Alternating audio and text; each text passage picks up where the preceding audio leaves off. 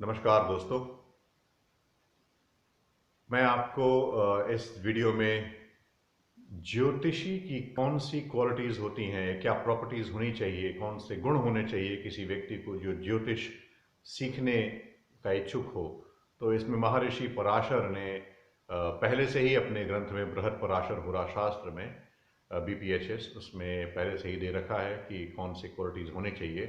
तो उसका जो संस्कृत श्लोक है वह इस प्रकार से है कि गणितेषु प्रवीणो यह शब्द शास्त्रे कृत क्षमा न्यायविद बुद्धिमान देश दिक्कालज्ञो जितेंद्रिय उहापोह पटु।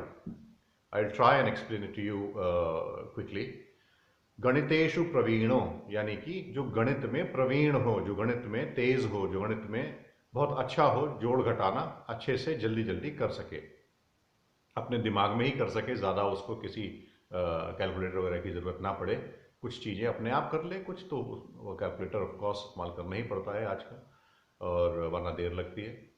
गणितेषु प्रवीणो यह शब्द शास्त्रे कृत क्षमा।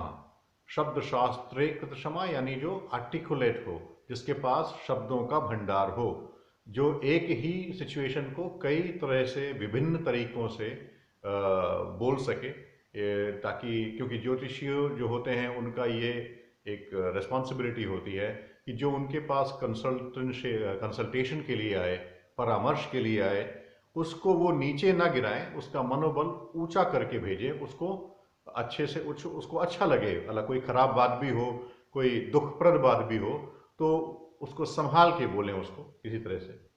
तो शब्द शास्त्र कृत क्षमा, जो आर्टिकुलेट हो, जिसके पास शब्दों का वोकैबुलरी हो, जिसके पास अच्छी बताने के लिए। उसके बाद में न्यायविद, हम सभी जानते हैं न्यायविद जो जस्ट हो, जो न्यायप्रिय हो, जो न्याय कर सके, हर चीज न्याय संगत बात सोच सके और बता सके। न्यायविद बुद्धिमान, जिसकी बुद्धि प्रखर हो, जो बुद्धिमान हो, वाइज, इंटेलिजेंट, बुद्धिमान। देश दिक्कालज्ञो, देश दिक्कालज्ञो यानी देश और काल का ज्ञान हो जिसे।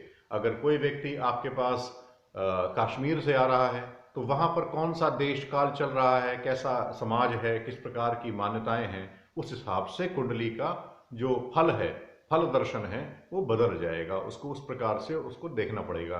अगर कोई व्यक्ति यूरोप से आया है, तो उसके समाज की रचना कुछ और है। उस समाज की रचना के हिसाब से, सामाजिक मान्यताओं के हिसाब से, उसी कुंडली का जो अभिप्राय है, जो ग्रहों का की चाल है, वो तो वही रहेगी, लेकिन उसका अभिप्राय बदल जाएगा, क्योंकि वह किसी दूसरे ही समाज में रह रहा है। उस समाज में कुछ मान्यताएं जो हमारे यहाँ बुरी हैं, उनके यहाँ अच्छी हैं। हमारे यहाँ जो किसी और प्रकार की मान्यता है, वहाँ शायद किसी और प्रकार की मान्यता है।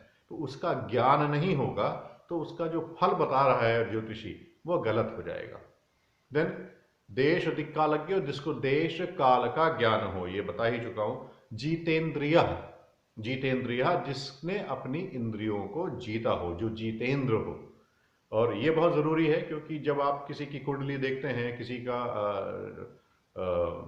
भविष्य फल जान रहे हैं, देखने की कोशिश कर रहे हैं, पढ़ने की, तो एक अगर अच्छा काबिल ज्योतिषी है, तो वह सब कुछ जानता है उस व्यक्ति के बारे में। उस कुंडली को देखते ही उसको उस व्यक्ति का आगे पीछे, भूत भविष्य वर्तमान, तीनों चीज़ें पता हो जाती हैं। उसका मेंटल मेकअप कैसा है, मानसिक रूप से क्या सोचता है, पारिवारिक स्थिति क्या है, इस समय क्या स्थिति चल रही है, ये सभी चीज़ें उसको बिल्कुल साफ साफ दिखाई पड़ती हैं।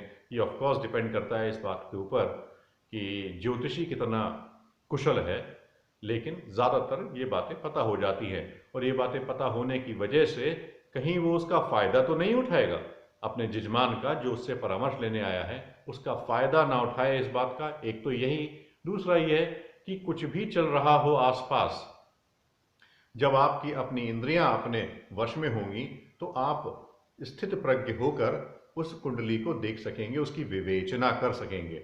You will easily interpret the various planets in that particular horoscope, because you need that equanimity of your mind, you need that स्थित प्रज्ञ, आपकी इंद्रियां किसी भी वजह से विचलित ना हो। देन लास्ट वन इज उहा पोह पटु। उहा पोह पटु, यह वह स्थिति होती है, it is in English we say on the horns of dilemma. So you will always find yourself on the horns of dilemma, और you will be forced to choose out of n number of different options in front of you, because एक भाव, एक ग्रह, एक राशि तमाम जीवन की चीज़ों को बताती है, दर्शित करती है, और उसमें से कौन सी चीज़ इस समय लागू है उस जातक के जीवन में, उस जो आपसे पूछ रहा है उसके जीवन में कौन सी चीज़ लागू है, यह भी एक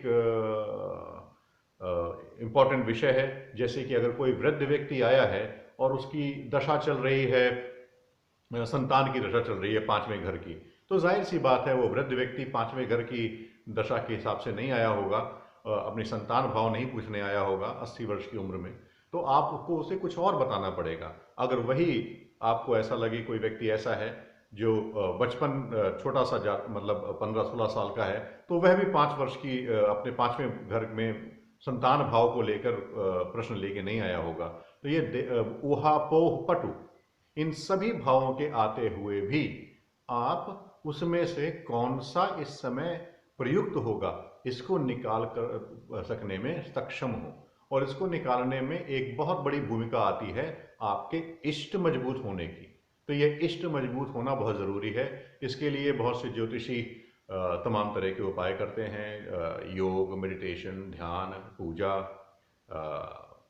ये सब चीज़ें करते हैं ताकि उनका इष्ट मजबूत हो. यानी इष्ट मजबूत होने से उनके अंदर भीतर जो भी चीज़ें चल रही हैं उसमें से आंख बंद करके वो कोई एक ऐसी चीज़ उसको बताएं जो लागू होती है और जो सही होगी.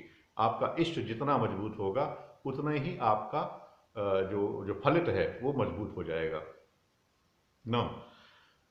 ये तो हो गई ज्योतिषी के लक्षण, मतलब क्या उसकी प्रॉपर्टीज, उसके गुण क्या होने चाहिए ना. एक और बात मेरे दिमाग में आती है इस बात को लेकर कि जब हम लोग जाते हैं किसी ज्योतिषी के पास या किसी पंडित के पास या किसी ऐसे व्यक्ति के पास जो जानकार है, तो हमें ये ध्यान रखना चाहिए कि हम खाली हाथ कभी न जाएं.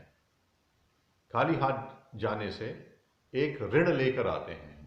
और दूसरी बात यह भी है, व्यावहारिकता अगर देखें, व्यावहारिक रूप से देखा जाए तो जो भी ज्योतिषी है या वैद्य है या पंडित है या जानकार है किसी विधा का, उसने उस विधा को जानने में, पढ़ने में, समझने में कई वर्ष लगाए हैं. जैसे अगर मैं बोलूं अपने बारे में, तो पिछले 15 साल से मैं ज्योतिष का अध्ययन कर रहा हूं. और 15 साल में पढ़ते पढ़ते पढ़ते पढ़ते अब भी मैं अपने आप को नहीं मानता कि मैं एक कुशल ज्योतिषी हूँ.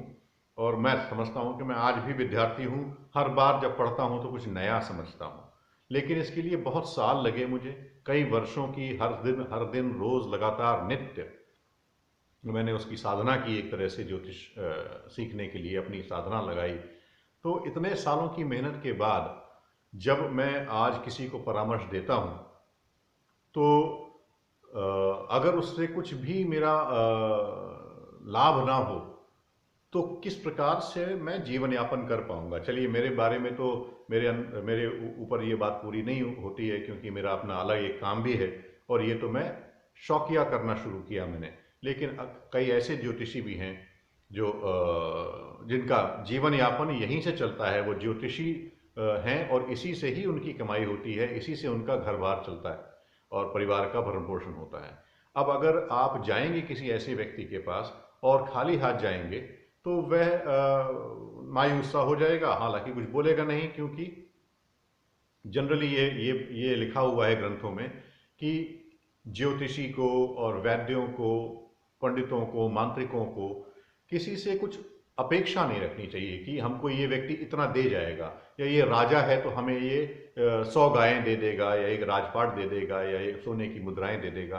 तो क्योंकि ऐसा करने से आपकी अपेक्षा उसके साथ जुड़ जाती है और फलित में कई बार दिमागी तवाजुन हटता है और ये लगता है कि इसको अच्छी अच्छी बातें बताएं. अगर मैं इसको कुछ गलत बात बता दूंगा शायद ये हमको मेहनताना कम दे या नाराज हो जाए तो पैसे उतने ना दे. तो ये बात ना आए, इसलिए ग्रंथों में ये दिया हुआ है कि जो ज्योतिषी है वो किसी की से अपेक्षा न रखे, अमीर हो या गरीब, उसको एक ही प्रकार से ट्रीटमेंट दे और जो भी उसको ग्रहों की चाल के हिसाब से दिखाई पड़ रहा है वो वैसा का वैसा उन्हें बताए, बिना किसी संदेह के, बिना किसी इस बात के कि उसको कोई लाभ होगा या कोई नुकसान होगा। तो ये ज़रूरी इस बात के लिए है कि आप, जैसे उसको ये रिस्ट्रिक्शन है कि वो आपसे कुछ ना मांगे, वैसे ही आपके साथ भी रिस्ट्रिक्शन है कि आप खाली हाथ ना जाएं। उसको ये रिस्ट्रिक्शन है कि वो किसी को खाली हाथ ना लौटाए, कोई जाएगा तो उसको परामर्श देगा ही देगा। तो ये ध्यान रखें। और चूँकि भारत में खासकर हमारे यहाँ ये प्रचलित है कि जो व्यक्ति कुछ मांगता नहीं है उसकी इज्जत बहुत ज़्यादा होती है, उसका सम्मान कुछ ज़्यादा ही होता है सोसाइटी में। और जो इस प्रकार की विधाओं में लोग हैं और पैसे मांगते हैं या अपनी डिमांड करते हैं, या कुछ लंपट टाइप के लोग, पोंगा पंडित जो जिनको कह सकते हैं, हमें जिनको ये कह सकते हैं कि वो किसी वजह से लोभ में हैं और कुछ ना कुछ बता देते हैं, उन सब के प्रति भी मेरा सम्मान है, उनकी अपनी मजबूरियां हैं। लेकिन असल बात यही है कि किसी को इन सब विधाओं को सेक्रेड मानते हुए, क्योंकि it is a very sacred divine knowledge, तो यही दिया हुआ था कि भाई आप किसी से कुछ मांगिए मत, लेकिन साथ में जो परामर्श लेने आ रहा है उसके साथ ये जुड़ी हुई है कि आप खाली हाथ न जाएं। तो मैं इसी के साथ ये वीडियो समाप्त करता हूँ। आशा करता हूँ कि ये वीडियो सही भी आपको लगेगा, आपको जानकारी सही लगेगी, और वो व्यक्ति जो ज्योतिष पढ़ने के इच्छुक हैं अपने आप को इन प्रॉपर्टीज़ के अनुरूप बनाएंगे, या अपने आप को तोलेंगे कि क्या मेरे अंदर ये सारे गुण हैं।